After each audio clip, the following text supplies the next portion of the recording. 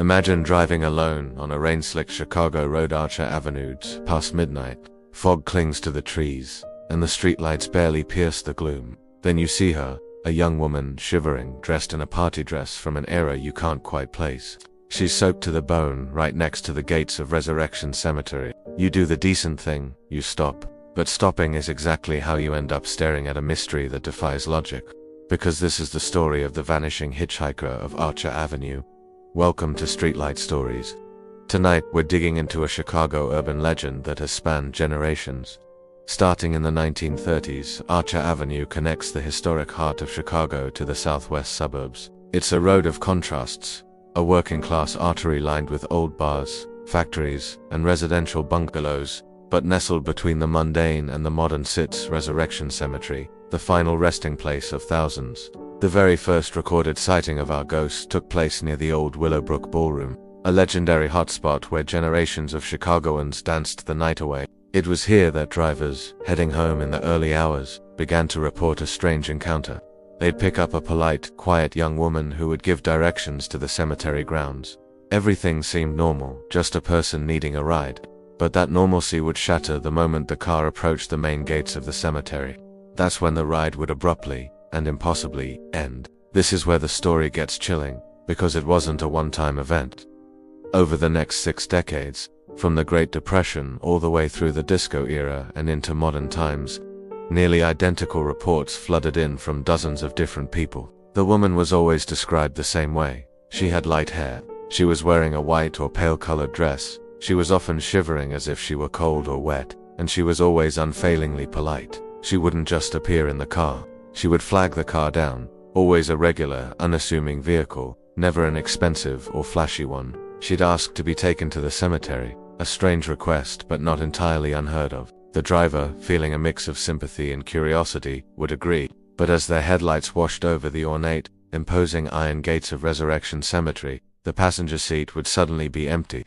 No sound, no struggle, just a void where a person had been sitting moments before. One of the most famous and well-documented accounts came from a man named Jerry Palis in 1978. He told reporters that he didn't just see her disappear from his car, he saw her run through the solid iron fence and into the cemetery grounds. When he got out to check, the gate was locked tight and completely undisturbed. The only thing left behind, a faint patch of condensation on the cold passenger window. The ghost of her breath still clinging to the glass long after she was gone. This constant, repeating pattern of sightings led to the biggest question of all. Who is she? If this was a ghost, it was a ghost with a purpose, a story. Investigators, both amateur and professional, along with local historians, began a deep dive into cemetery records, searching for a young woman who fit the description and had a connection to that specific location. The leading theory, the one that has stuck for decades, suggests that the hitchhiker is a young woman named Mary Bregovy. Mary was a vibrant, beautiful girl who died tragically in a car accident in 1934 after a night out dancing at the O. Henry Ballroom, which later became the Willowbrook. The details of the story are heartbreaking. She had an argument with her boyfriend and stormed out, only to be struck and killed by a passing car on Archer Avenue. She was buried in Resurrection Cemetery, laid to rest in her favorite white party dress. So, does this explain the ghost? Is she forever trying to get back to the dance she left? Or is she desperately trying to get back to her grave? Why would she return night after night, asking for the same ride that she never completes? The identity seems to fit, but it only deepens the mystery of her eternal journey. For years, the story of Resurrection Mary was just that, a story.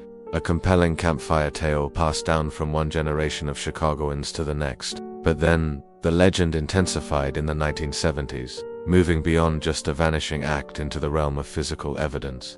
This is when the story gets truly unsettling. Some drivers who claimed to have picked her up reported being burned or even cut by her touch, as if her phantom form carried a residual, dangerous energy. But the most compelling and famous piece of physical evidence occurred not on the road, but at the cemetery's main office.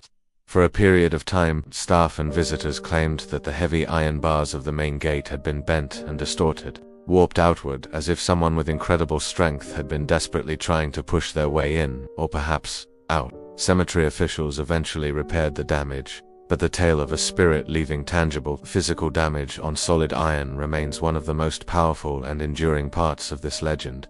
It elevates the story from a simple ghost sighting to a documented haunting, leaving behind a physical scar on the landscape and creating one of the greatest evidence loops in the history of Phantom Hitchhiker lore. So, what does Resurrection Mary want? After almost a century of appearances, her motive remains as mysterious as her destination. Is she simply a residual haunting, an echo of a tragic night replaying itself over and over? Or is she an intelligent spirit, caught between worlds, trying to return to the dance, relive her last happy moments, or perhaps even escape the confines of a lonely grave? To this day, the legend of the vanishing hitchhiker of Archer Avenue persists. Truckers and late-night commuters still report seeing a solitary figure in white walking along the shoulder of that dark, historic road. It proves that the shadows of our urban world, the familiar streets we drive every day, can hold secrets that the daylight can never truly erase.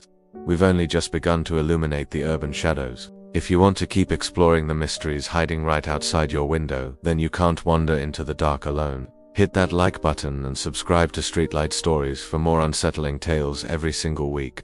Your next mystery starts now.